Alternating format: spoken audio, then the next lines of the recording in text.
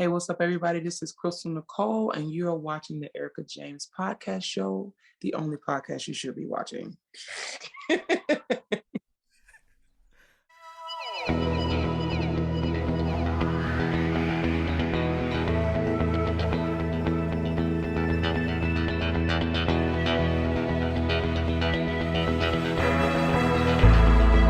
So I've got Dane Baptiste. This is a British stand-up comedian, writer, and presenter. He's the first Black British act to be nominated for the Best Newcomer Award at 2014's Edinburgh Comedy Awards. Dane had a comedy series which I loved called Sunny D that premiered on BBC Three in spring of 2016. Dane has his own podcast as well called the Dane Baptiste Questions. Dane Baptiste Questions Everything. Check it out. It's amazing. It's hilarious. It's on all platforms. In January 2021, he launched a comedy pilot on BBC Three and BBC One called Blamous, which I really loved. It's available on demand. Do check it out. You probably have because it's just incredible. And Dane is from South London like myself. So his comedy is always so reflective of not only things that we go through commonly, but also things that we go through on a society level as well. Dane has performed for numerous shows, standout shows, sold out shows from Soho Theatre. Check out Amazon Prime. He does an amazing set there. And he's performed also for Comic Relief, Live at the Apollo. The list just goes on. And I'm so grateful and humbled to have him today as a guest, because he's only just begun. There's so much more he's going to do as well. So Dane, how you doing? I'm good, thank you, and thank you for that wonderful introduction. How are you? I'm doing really well. It's a busy week, but I'm doing pretty well, and even better now. But yes, it's a really busy time. And we're coming out. Well, we're still in a pandemic, but we're doing more these days, and things are opening up. So I'll just start off with, how have you found this pandemic, and how were you during lockdown? What were you getting up to? So I found the pandemic. I guess my experience would be similar to everybody else's. I suppose the pandemic, professionally, was initially worrying because we saw kind of I guess the freezing of the creative industry as well, where live performance was concerned, which was kind of worrying. But at the same time, I was very inspired by the fact that most creators found another way to express themselves, whether it was through Zoom gigs, uploading online content, residuals from previous shows they'd appeared on and stuff. So yeah, it was testament to the creative caucus that everyone kind of had to think outside the box and find other ways to connect with their audience members. So that was cool. It was just learning ways to do that, and that manifested by like the podcast increasing in like listeners and downloads and stuff as well. And obviously Bama's coming out as well, came out to a really good reception. Yeah. So yeah, I was able to do some stuff with Comic Relief over that time and film some content for them, doing stuff for like Soho House. So it was a good pandemic so far. It was good for a pandemic. Also, I would say as well, was that before, when the pandemic started, I was in the middle of a tour for my newest show, which is called The Chocolate Chip. And the show was basically about the fact that I felt that in all of the open conversations that we were having, particularly on social media, about body dysmorphia, self-image and mental health, how people were leaving racism out of that conversation. And then lo and behold, lockdown began, and then George Floyd was murdered, Yeah. which made the show, like I would argue, exponentially more poignant, and yeah, really helped raise my profile. And yeah, it led to what I consider to be a evolved conversation about the state of race relations in the UK, which I think is still ongoing. So in that respect, the pandemic was good. Um, I feel like with most of the people, there are negative aspects to the pandemic. Obviously, a lot of loss of life. Yeah. Both of us coming from a community that was disproportionately affected by COVID, or being predisposed to be more exposed to COVID, even though it hadn't shown up in like a lot of the continental African and Caribbean countries. Shows you how close the link was to that and the exploitation of our people. And yeah, obviously governments have used the opportunity of the pandemic to kind of push through laws, which are very regressive, particularly for creative expression and just the right to express ourselves and have free speech. Um, but again, as a comic, you have to make these observations and think about how you can opine on these, and Of yeah, course. how we're going to move forward as a people, because I definitely think the world has changed. And so it's really about how we adjust to those changes now moving forward as creatives and just citizens in general. Absolutely. And I think that, what you're saying is just absolutely true. I always tell people this all the time that during the pandemic, certain people like us, black and brown people, we suffered a double pandemic, a racial Hmm. pandemic, and also the virus. And Absolutely. obviously, I think everyone being at home and having their phones, you couldn't ignore that. Like, even when I saw the George Floyd murder tape, which is what I call it, Hmm. I thought it was an old tape. I'd become so desensitized because I'm so used to seeing Yeah. that. And I realized that no, this happened like literally that morning or that day. And it just, I mean, it sent a chill. And obviously, working in TV, I work as a researcher across like the terrestrial channels, that I've never seen so many diversity meetings. Now Yeah. people are, Because wanting to people had to, yeah, condition people had to deal with the fact that they watched a man get murdered on camera, completely and no one reacted. And things how that I often would do you see within Western civilized society mm, a murder taking place? A basically. murder. Yeah. So Or people are questioning what happened, and it's right there on the tape. it But did, and what I thought was quite troubling was the fact that the response to that was a black square. Now, when you think about media and how media works, a black square on a television means it's off. yeah, It means there's nothing being transmitted or communicated.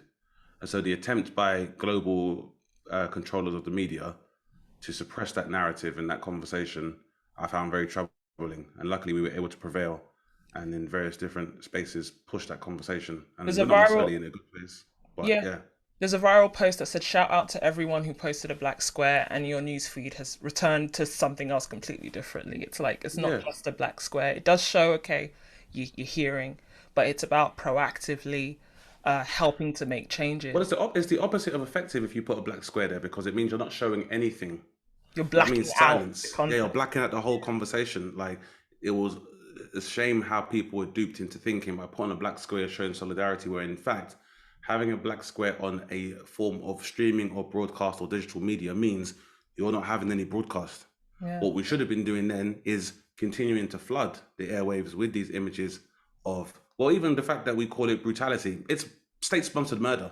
Mm. And so yeah, But I hear what when you're you saying. would, because you've always been really vocal and you're so clever in your stand up, like the way that you break things down for people in such a funny way, but it's also like I call it putting the medicine in the sweet. Hmm. Have you found, I mean, when you were speaking out, obviously, did anyone come up to you and say, like maybe from your team or anything like that, to, slow down? Because I know you did call out, which I think is great. A lot of people that have a platform that are even small, that are smaller than yours, because you have a big Yeah. platform, and they're still not speaking out. So how Hmm. do you, I guess, navigate those instances when you really want to speak out? Do you get Well, anybody saying to you no, or do you just go for it? Well, social media all the time, you'll always get detractors, and I think working in the industry as well is that the industry, comedy industry, is no different to society in general. In that, in the same way that we're met with resistance and microaggressions and accusations Yeah. of aggression, it's the same thing in the comedy industry. That are people that enjoy the privilege that they enjoy in comedy, in the same way they do in society, and they don't want that privilege to be attacked or scrutinized. And so, yeah, for a long time, I've had not just myself. I think the entirety of the black creative caucus within comedy, we've all kind of had our narratives played down, ridiculed. It's been encouraged for us to dilute our narrative to make it more palatable to audiences. And so, yeah, I've definitely had people that try to play down. Like I've had management tell me not to talk about certain things because they're waiting on a deal. So, I mean, in that instance, I left them, just fired them basically Wow. because in when we're dealing with what is essentially a humanitarian crisis that people are always trying to disguise as like an urban issue when it's Yeah. very clearly a global one, as we're seeing Clearly. now with like the Ukraine-Russia war. Yeah. Um, yeah, it was a point to speak out. So there's always been difficulty. I guess the adversity I've experienced in trying to discuss issues like race relations and social issues has pushed me to find more novel and deft ways of having those conversations, not just because of the pressures from stakeholders and industry, but also because a lot of the people I look up to and a lot of people that I idolize as comics have broached these conversations in amazing ways. And Yeah. I always wanted to approach it in a way whereby, as you said, it would be nuanced enough that my other contemporaries who are members of the diaspora in the UK or in Europe can relate to a very specific experience which may differ slightly from that of your quintessential African American, but also, yeah, ongoing to have this discussion about this social construct that we refer to as race. In a Mm. world whereby we're all happy to have conversations, and many of us are prepared to indulge the fact that gender is no longer binary, in a world whereby there is no scientific or biological way to prove that race exists, it seems strange that in a secular, enlightened society, a religious society like the UK, this is still a conversation. So Yeah. for me, that serves as my form of discussing social issues. It's a opportunity for satire, and yeah, just really just as a human being, my point to rebel against this system and this reality that's been created for me, which is not in line with who I am as a person. Of course, I think it's everybody's duty to do so, and thanks for sharing that because it's very true. And like you mentioned, having the confidence to really know that you can walk that tightrope between being funny but also having the consciousness, like Richard Pryor, like a Martin Lawrence. Just back to your influences, who were those people growing up, I guess, that really made you feel like you could do it as a young I mean, South London like comedian or younger South I, London oh comedian no, as I a kid remember it who really made it clearly. The possible? first time, I always loved comedy and I love watching it, and Okay. at first, I think like anyone else, like when you see people that look like you in these spaces, then you're completely inspired by them straight away. So, Mm. like I was inspired by seeing Lenny Henry in Chef. It was a great sitcom when I was growing up. Wow. I was inspired by all of the alumni from the Real McCoy, who I've had the pleasure of Ah, meeting yeah. and letting them know how much they've inspired me. Even Robbie G's character as the Prince of Peckham on Desmond's was amazing for me as well. I'd say it really sunk in was when I was 15. I went to Catford Broadway Theatre and Wow. I saw D.L. Hughley and Russell Peters and Leo Muhammad performing on stage. And then I heard Chris Rock, Giants. Bigger and Blacker. And that, for Oh, me, that was it. Bigger and Blacker, and hearing Chris Rock and his experience and how close it was to my own experience growing up. And just the way he tackled issues, I was like, I want to do this. yeah. I just need Of to work out course. how to do it here. Yeah, So like that was a massive inspiration.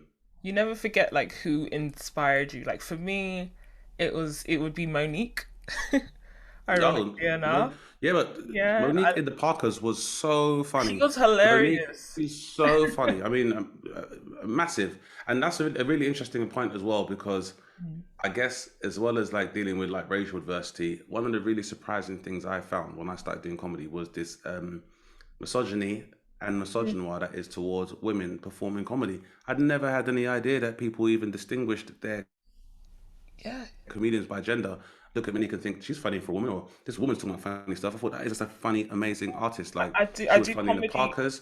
Yeah, improv, and I had people say, "Oh, I didn't really know women could be funny," and then especially women of color. And it's crazy. I grew up listening to Def Jam and Chris Tucker and Eddie Griffin, and also like Monique as well, and the Queens of Yeah, and before Comedy all and of the them, Kings of Mom's Comedy. Mabel was performing with Richard Pryor before all of those Yeah, guys, it's very setting true. pace for all of those guys in the first place.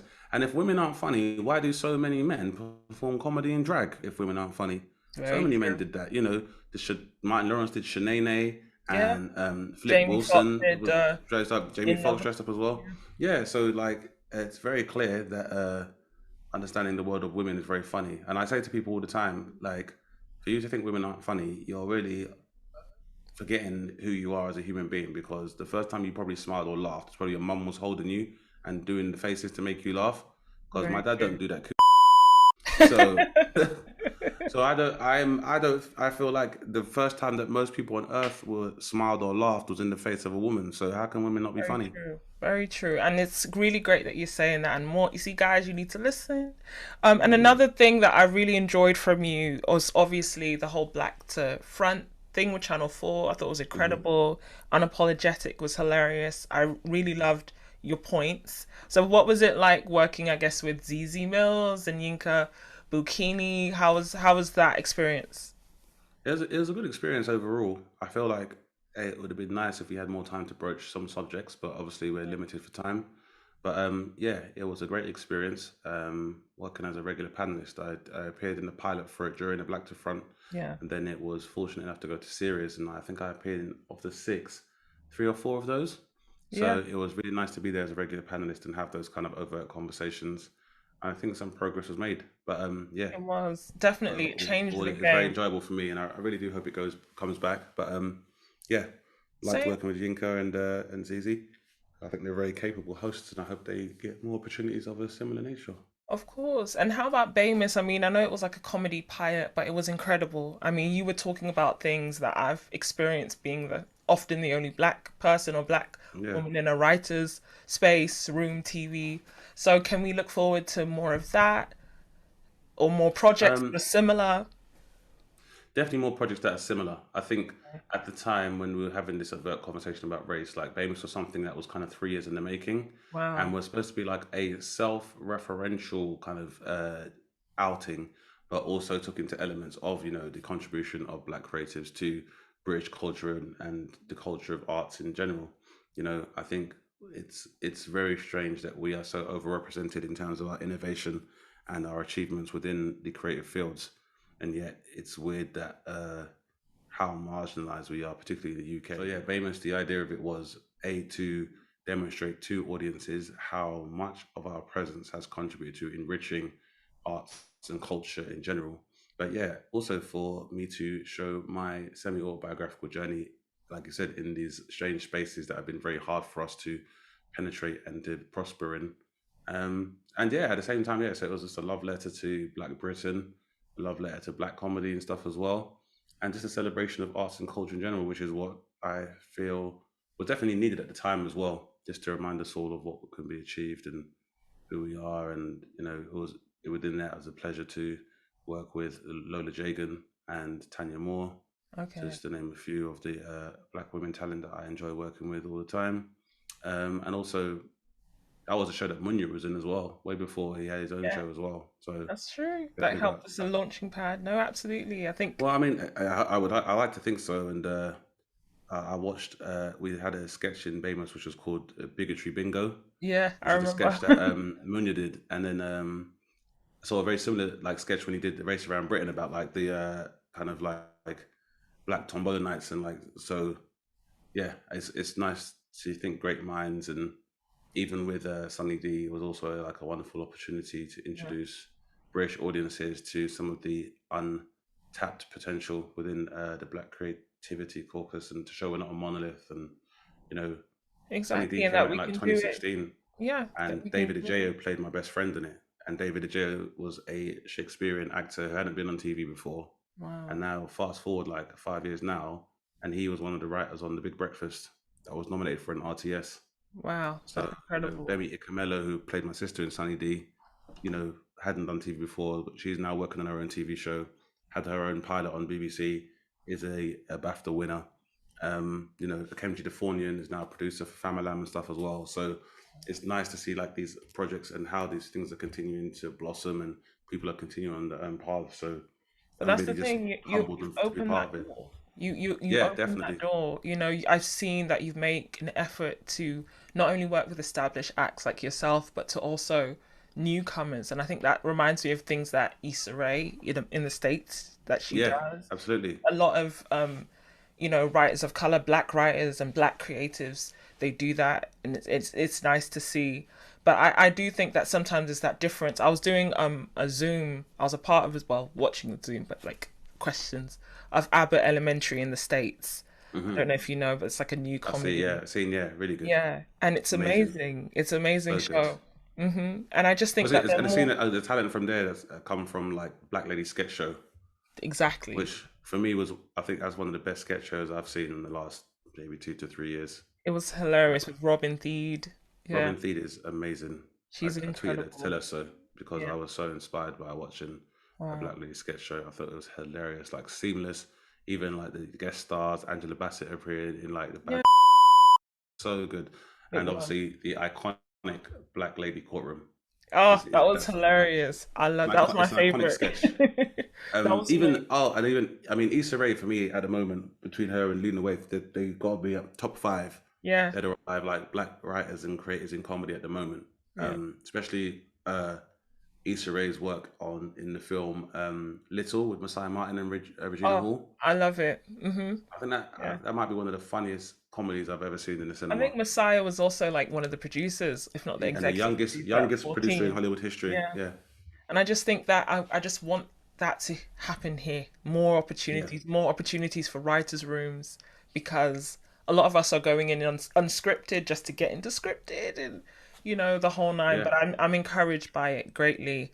And I mean, thanks for even sharing that. And I guess what advice would you give to a young writer that's watching of any race? I'd say for me, definitely write what's true to you. I think you always hear lots of suggestions from people on how to dilute or change your work in order to make it more palatable or what's perceived as more palatable to audiences at large. I would definitely say stay away from that, just for not only your artistic integrity but also for your mental health. Like being able to be yourself is hard enough in these spaces. Yeah. So the work, which is a reflection of yourself, shouldn't have to be treated or censored to appease people. So definitely stay true to yourself. It doesn't necessarily mean you'll have the easiest path, but you always have the right one. And peace of mind is something that you can't be bought, or fame won't be able to give you either. So always make sure you take care of yourself in that respect. I'd also say write what you know. I think having your nuanced experience and your interpretation of them is what makes things different. And in some ways, a lot of the time, while industry can be very risk adverse, there are so many new avenues now where you can kind of realize your audience and realize your potentials. So don't turn things down. If something feels good, even if it's outside of the box of which you would normally operate, always give it a go. And I'd say, yeah, leave yourself always open as an artist. You're always wanting to be a sponge for new ideas and new aesthetics. And the more you leave yourself open to and more of an open mind that you have, then it will make every other aspect of your art evolve in the same way as well. The more you grow as a person, the more it feeds into your work. So yeah, as my main piece of advice to all artists is like to live, because I guess that's Yeah. what art is. Need It's something trying to to write imitate about. life. Yeah, And what I mean, a lot of comedians, a lot of writers, a lot of actors also of color, black writers, creatives are they aim to go to America. But I think it's amazing that as well as, planting seeds in America, you're also doing that here. I mean, what are your thoughts, I guess, of those that go to America? Because arguably there are a lot of opportunities there. It seems yeah, here you really have to start in theatre to do anything and write in theatre, which is yeah. cool.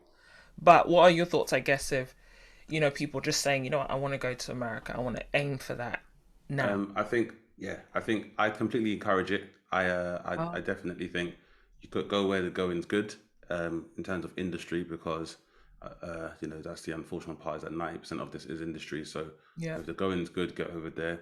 I think I'm very happy about the I guess new British invasion of yeah. black creatives that are prospering in the States. Like Amil Um, Amin and all of yeah, them. I mean the list goes on. Incredible. A minute mean, you've got London Hughes, Gina David, yeah, Yashere, Daniel Kuluuya, Damson Idris, yeah. Idris Elba, Chiwetel Stupid. Ejiofor, Yeah. David Oyewolo, Sophia Okonendo. You've got like Michaela Cole. Michaela Cole, Naomi Harris. Like the list is endless, and it's just testament to the fact that if the issue is not a lack of talent Yeah. in one of the biggest hubs of creativity and where the film industry, I guess, is based, these are where a lot of our peers are prospering. And so they are proving conclusively that the problem in the United Kingdom is not the lack of talent that we have, because these people are being able to thrive on arguably the hardest and most competitive stage for all actors and creatives in general, and they're doing very well. So I encourage that wherever you can. I don't think that art and creativity is limited to national borders anyway. And in the same way that we are massively influenced by African American culture and the way the world is, so far as like art and creativity is concerned, there's no reason why we are very closely linked to the diaspora in Yeah. the Americas, and so our experiences are very similar. So in the same way that like hip hop, for example, has risen to become the most pervasive and most pertinent culture within America, part of that, we are part of that as well. And so I think we should be able to go to the States and explore and exploit opportunities there. And hopefully, yeah, at the same time, feedback back into the UK, even if that's giving the opportunity for our other peers to come over and have the same kind of success. You know, I look at stuff like Daniel Kuluuya, who is, I would argue, an A-lister who won an Oscar last year Incredible. for his portrayal of Like, Fred Hampton, who yeah, is a massively pivotal and important character within Black incredible American film. history and history in Yeah, general. Amazing film where I thought his performance was sublime in that as well, and he's been able to take that and be a part of the Marvel Cinematic Universe.